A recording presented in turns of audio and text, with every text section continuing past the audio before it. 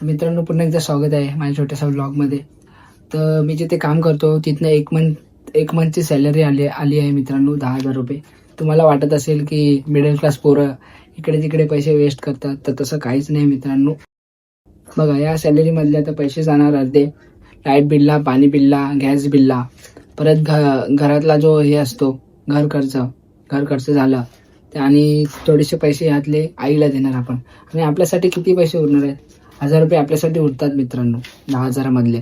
तर हे पैसे आम्ही ट्रॅव्हलिंगसाठी यूज करतो. परत थोडं कुठे काही खायचं झालं मित्रांसोबत तर यूज करतो. नाही तर 1-2 कपडे कधी महिन्यात घ्यायला झाले, टी शर्ट वगैरे, तर यूज करतो. नाही तर आपल्याकडे यूज करण्यासारखे पैसे राहतच नाही मित्रांनो.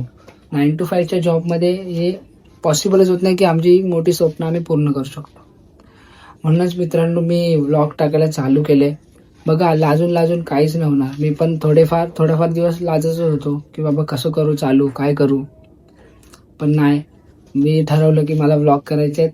मी चालू केले मित्रांनो. तर तुम्ही पण लाजू नका. जर कोण अजून थांबलं असेल तर त्याने पण व्लॉग टाकायला चालू करा.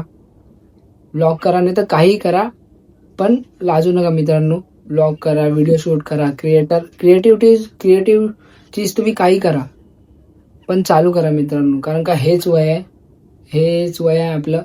पुढे जेव्हा तुम्ही 26-25 वयाचे होणार, त्यानंतर काहीच नाही करू शकत मित्रांनो.